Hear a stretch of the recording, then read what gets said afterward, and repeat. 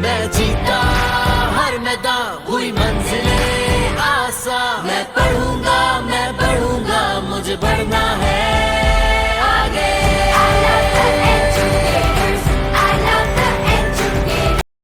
अस्सलाम वालेकुम जमात जहारम, कैसे हैं आप सब। मुझे उम्मीद है कि आप सब खैरियत से होंगे इंशाल्लाह ताला। जी डियर स्टूडेंट्स, आज हम क्या सीखेंगे। आज हम तस्वीर की मदद से कहानी लिखना सीखेंगे। आज हम तख्लीकी काम करेंगे। अब हम तस्वीर की मदद से कहानी लिखने का आगाज़ करते हैं। हम सबसे पहले तस्वीर को गौर से देखेंगे और पहचानेंगे कि हमें तस्वीर में क्या मनाजिर नज़र आ रहे हैं। पहली तस्वीर में क्या नज़र आ रहा है कि कबूतर आसमान में उड़ रहे हैं। दूसरी तस्वीर, उसमें जाल और दाना है, जबकि तीसरी तस्वीर में कबूतर दाना चुगने के लिए ज़मीन पर उतरते हैं। चौथी तस्वीर में कबूतर जाल के अंदर फंस चुके हैं। पांचवी तस्वीर में वो ख़ुद को इस जाल से आज़ाद करवाने की कोशिश कर रहे हैं। छठी तस्वीर में वो इस जाल को आसमान की तरफ ले उड़े हैं। जी डियर स्टूडेंट्स, ये तमाम इशारे एक ही कहानी की तरफ जाते हैं और वो कहानी है इत्तेफाक में बरकत। जी, आज हम कहानी इत्तेफाक में बरकत वो लिखेंगे।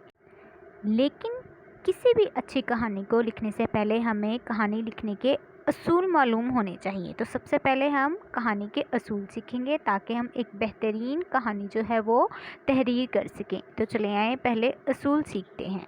तस्वीर की मदद से कहानी लिखने के असूल नंबर 1, तस्वीर के मुताबिक कहानी का उन्वान मुंतखब करें। यानी तस्वीर जो हैं वो सब की सब जिस भी कहानी की तरफ इशारा कर रही हों, सबसे पहले उसका एक मुनासिब सा उन्वान जो है वो मुंतखब कर लें। नंबर 2, जुमले तस्वीर की मुनासबत से हों।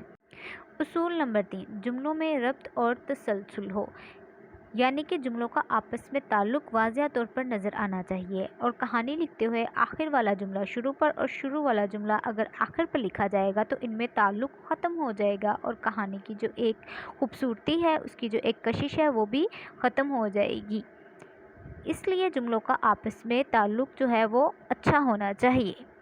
उसूल नंबर 4, अल्फाज की इमला दुरुस्त हो, यानी जो हम अल्फाज इस्तेमाल कर रहे हैं उनकी इमला दुरुस्त होनी चाहिए। उसूल नंबर 5, कहानी का इखलाकी नतीजा लिखें, यानी हमने कहानी से क्या सीखा। कहानी को मुकम्मल करने के बाद उससे एक सबक भी सीखा, तो वो सबक जो है वो इखलाकी नतीजा की सूरत में कहानी के इख्तिताम पर लिखेंगे। जी, अब हमने कहानी लिखने के असूल सीख लिए हैं। अब इन्हीं असूलों को ज़हन नशीन करते हुए हम आज की कहानी जो है वो लिखनी शुरू करते हैं। आज की कहानी का उन्वान है इत्तेफाक में बरकत है। एक दफ़ा का जिक्र है कि कबूतरों का एक गौल खाने की तलाश में उड़ रहा था। उड़ने के दौरान वो एक खेत के ऊपर से गुजरे तो कबूतरों को खेत में दाना बिखरा हुआ नज़र आया। कबूतर शदीद भूखे थे। दाना देखते ही इन्होंने नीचे उतरने का फ़ैसला किया। इनमें से एक कबूतर बहुत बूढ़ा और दाना था, दाना यानी कि अक्लमंद। इसने साथी कबूतरों से कहा कि कहीं किसी शिकारी ने कोई जाल ना बिछाया हो। कबूतरों का भूख से बुरा हाल था। किसी ने भी दाना कबूतर की बात ना सुनी और नीचे उतरकर दाना चुगने लगे। मजबूरन दाना कबूतर को भी साथियों के साथ नीचे उतरना पड़ा। दाना कबूतर की बात सच साबित हुई, वो जाल में फंस चुके थे। कबूतरों को दूर से एक शिकारी इनकी तरफ आता हुआ दिखाई दिया।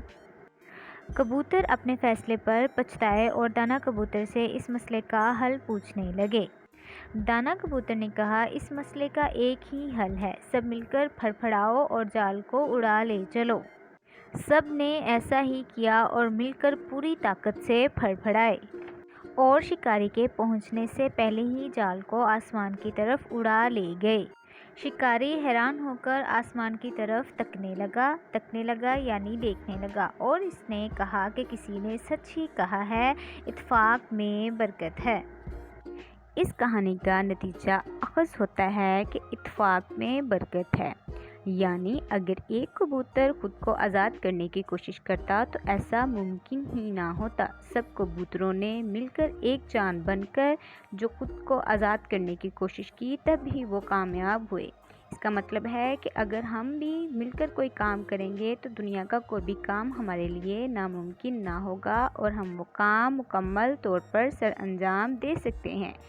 ڈیئر اسٹوڈنٹس، آج ہم نے کیا سیکھا؟ آج ہم نے تصاویر کی مدد سے کہانی لکھنے کے اصول سیکھے اور ان تصاویر کی مدد سے ایک بہت ہی دلچسپ اور سبق آموز کہانی لکھی، اتفاق میں برکت ہے۔ آپ اس کہانی کو یاد کریں گے اور اپنی نوٹ بک پر اس کو تحریر کریں گے۔ اپنا خیال رکھیے گا ڈیئر اسٹوڈنٹس، اللہ حافظ۔ I love